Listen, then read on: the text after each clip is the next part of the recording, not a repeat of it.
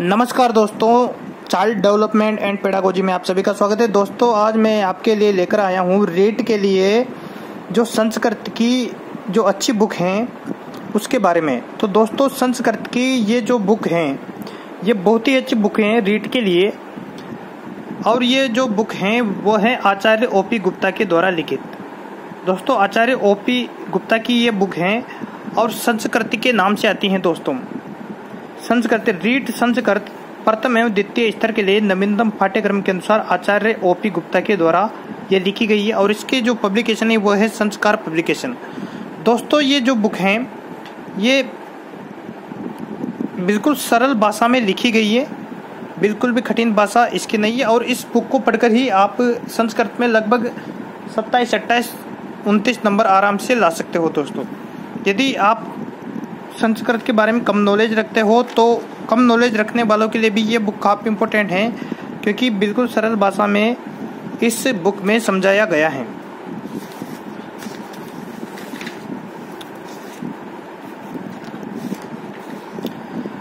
यह बुक रीट के पूरे टॉपिक कवर करती है। दोस्तों, पहला टॉपिक है वर्ण विचार, दूसरा है संज्ञा प्रकरणम, संधि प्रकरणम, समास, कारक, प्रत्यय, उपसर्ग, अव्यय, शब्द रूप, धातु रूप, अनुवाद प्रकरणम। इसके बाद अपठित गद्यांश भी हैं, पद्यांश भी हैं, वाच्य परिवर्तन है, वाक्य सुप्रश्न निर्माण है, अशुद्धि शोधनम है। इसके बाद संस्कृत सूक्त हैं। इसके बाद इस बुक की विशेषता है कि इसमें संस्कृत की जो पेडागोजी हैं यानी शिक्षण विधियां हैं उस शिक्षण विधियों को भी इस बुक में ही कवर किया गया है। संस्कृत भाषा शिक्षण सिद्धांत, संस्कृत शिक्षण अभिरुचि प्रश्न, संस्कृत भाषा कौशलस्य विकास, संस्कृताध्यापनस्य अधिगम साधनानि, संस्कृत भाषा शिक्षणस्य मूल्यांकन संबंधी प्रश्नानि, मौखिक लिखित प्रश्नानां प्रकार, सतत मूल्यांकन, उपचारात्मक शिक्षण। इसके बाद छंद इसमें दिए गए, अलंकार इसमें दिए गए हैं और संस्कृत भाषा शिक्षण की इसमें विधियां दी गई है। तो दोस्तों, ये काफ़ी बहुत इम्पोर्टेंट बुक है रीट के लिए, मुझे बहुत ही अच्छी बुक लगी है और सरल भाषा में। दोस्तों, और रीट के स्तर के अनुसार ही इस बुक को तैयार किया गया है। दोस्तों, फालतू का कचरा इस बुक में नहीं है।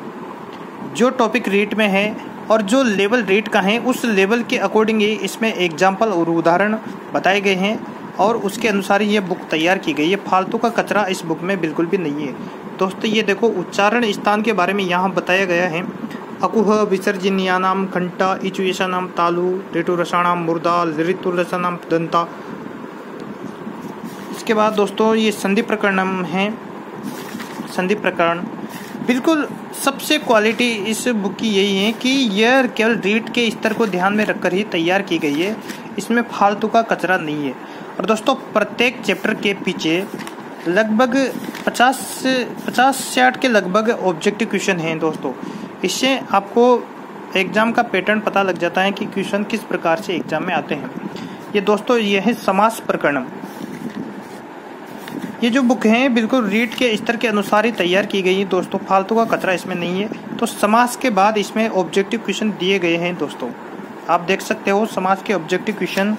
इसमें जो ऑब्जेक्टिव क्वेश्चन है समास के, दोस्तों समास के हैं 80 क्वेश्चन ऑब्जेक्टिव हैं। तो दोस्तों, इस बुक में ये इसके बाद है कारक प्रकरण।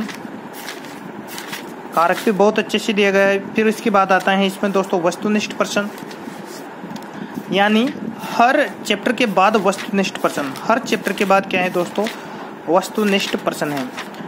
दोस्तों, इस बुक को पढ़ने के बाद आप आराम से 27, 28, 29 नंबर तो आराम से ला ही सकते हो। दोस्तों, फालतू का कचरा इस बुक में बिल्कुल भी नहीं दिया गया है। ये धातु रूप प्रकरण है। दोस्तों,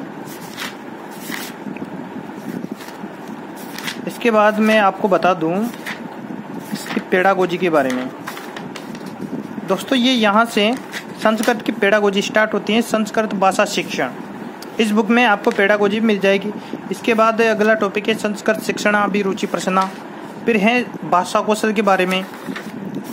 फिर भाषा कौशल के बाद हैं संस्कृता अध्यापनस्य अधिगम साधनानि, पुस्तकानि, संप्रेषण साधनानि।